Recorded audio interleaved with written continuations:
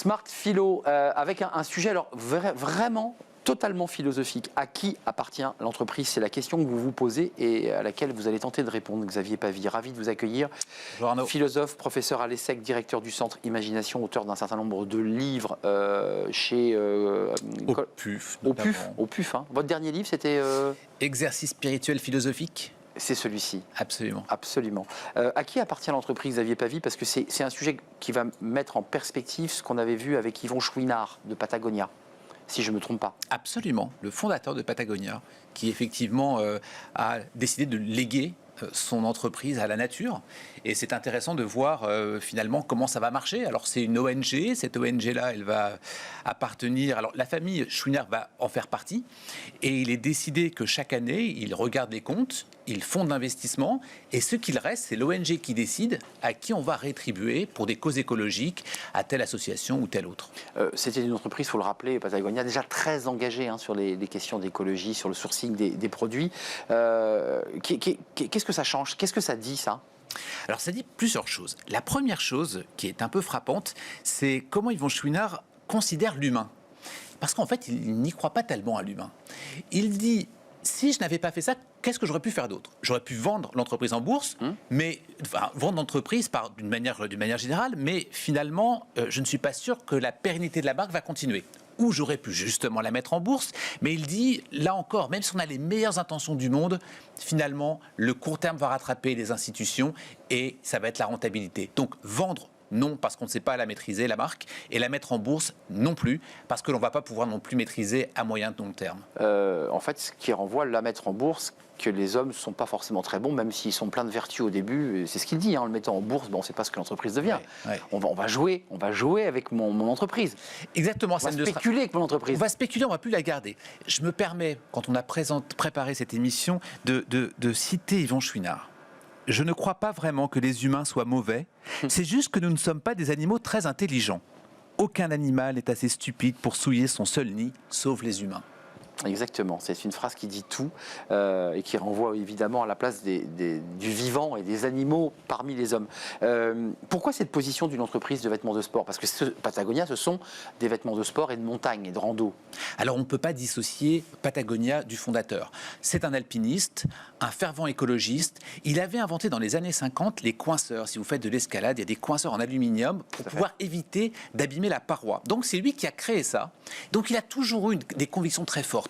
C'est quelqu'un qui lisait Henry David Thoreau, qui lisait Emerson, c'est-à-dire des philosophes américains écologistes. Et il a toujours été dans cette veine-là. Alors c'est les années 50, c'est les années 60. C'est effectivement la philosophie américaine où l'importance de la nature est au centre.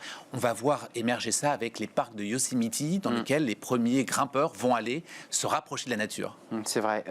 Qui renvoie donc à la question que vous posez et qui nous interroge, à qui appartient donc l'entreprise? Parce que Yvon Chouinard a dit plusieurs fois, j'ai eu des occasions de vendre l'entreprise, mais je la garde, je le cite encore, je la garde pour m'en servir comme un outil. Et l'outil, c'est quoi? Une cause de la nature. Donc, avant même à qui appartient l'entreprise, c'est à quoi elle sert. Et ce point-là est déterminant. Ça signifie quoi finalement que cela est détenu par l'État, par le gouvernement? C'est quoi l'idée? Parce qu'il y a un débat marxiste qui avait été posé par Marx.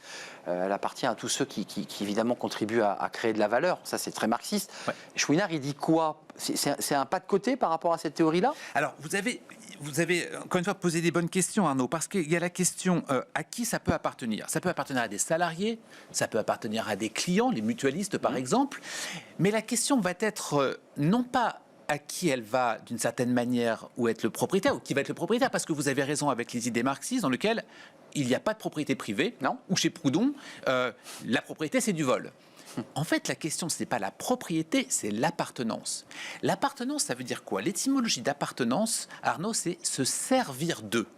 Alors, se servir de quoi? C'est se servir de l'entreprise pour une cause. Je ne veux pas la posséder, je ne veux pas en être le propriétaire, mais je veux qu'elle appartienne à quelque chose. Je veux m'en servir. Je veux m'en servir pour une cause écologique, et le propos de Patagonia, c'est ça. Je veux me servir de l'entreprise, donc qu'elle appartienne à la nature. Ça peut fonctionner, ça peut marcher pour toutes les autres entreprises, parce que ce que fait Yvan Chouinard, pour l'instant, il n'y a pas eu comme ça d'effet domino. Je n'ai pas vu d'autres entreprises qui ont dit tiens, on va faire pareil. Vous savez, on pourrait mettre en perspective notre discussion sur Patagonia et ce qu'il a été annoncé avec une autre dans l'actualité, qui est cette entreprise chinoise, Fujian, qui en fait a nommé un PDG absolument en IA. Alors oui, c'est une en l'occurrence. C'est vrai. En tout cas, elle a la forme. Elle a la forme et un visage de femme. De femme, une IA. Et la question qui se pose, c'est de dire, mais regardez, vous avez Patagonia d'un côté proche de la nature et de l'autre côté une intelligence artificielle. Mais en fait, on peut reposer la question de manière différente. L'intelligence artificielle est programmée pour une performance, pour une mission. C'est pour ça qu'elle a été faite. Mais si nous repensions la mission et la performance de cette IA pour le bien commun, alors justement, l'IA pourrait tout à fait rejoindre les propos d'Yvan Chouinard en disant, on va servir la nature. Et dès lors, mon point au tout début de notre chronique sur j'ai pas vraiment confiance en l'humain, est-ce qu'il est méchant ou pas, l'intelligence artificielle va justement résoudre ce problème. C'est pas pour challenger votre propos, mais c'est l'homme qui fabrique cette IA, qui va le fabriquer. Il faut que l'homme soit doté de vertus lorsqu'il va créer cette IA et ce personnage virtuel. On est d'accord ? Absolument. Cette PDG peut être tout à fait tournée vers la nature s'il le souhaite, ou elle peut être tournée que vers les marchés et ne s'intéresser qu'à la rentabilité, au profit. On est d'accord ? C'est bien. Donc on revient bien à l'homme. C'est bien le propos.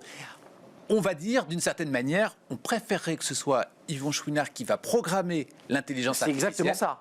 Que quelqu'un d'autre qui va justement être tourné vers la rentabilité à court terme. Vous avez parfaitement raison. La question, c'est comment allons-nous donc former les ingénieurs qui vont effectivement programmer l'IA. Et dans ce cas-là, on peut reformuler notre question sur à qui appartient l'entreprise. Elle appartient à ceux qui vont la programmer. On est d'accord, évidemment, avec un autre débat sous-jacent qu'on traite sur ce plateau, la place des femmes dans la tech, la manière dont on intègre des femmes ingénieurs pour avoir peut-être une mixité et une autre manière d'approcher... Oui, hommes-femmes, mais c'est la diversité nécessaire Exactement. pour pouvoir programmer cette performance à venir. Merci Xavier Pavie pour ce thème passionnant, philosophe, professeur à l'ESSEC et directeur du centre Imagination avec un petit i, c'est ça ? Absolument. Merci de nous avoir rendu visite. On fait une courte pause et on va s'intéresser. Alors là aussi, c'est un sujet que vous traiterez ou qui a déjà été traité en philosophie. Qu'est-ce qu'un leader exactement ? Oui, on va apposer, vous allez voir à travers le livre de notre invité Gérald Karsanti, eh bien la grille freudienne, avec des vrais débats sur le narcissisme, l'obsession, l'érotisme. Qu'est-ce qu'un leader ? Qui doit être un leader et comment doit-il se comporter ? C'est la question à laquelle nous allons tenter de répondre, les questions auxquelles nous allons tenter de répondre avec notre invité dans le Cercle RH. C'est un grand entretien, vous l'aurez compris, juste après la pause.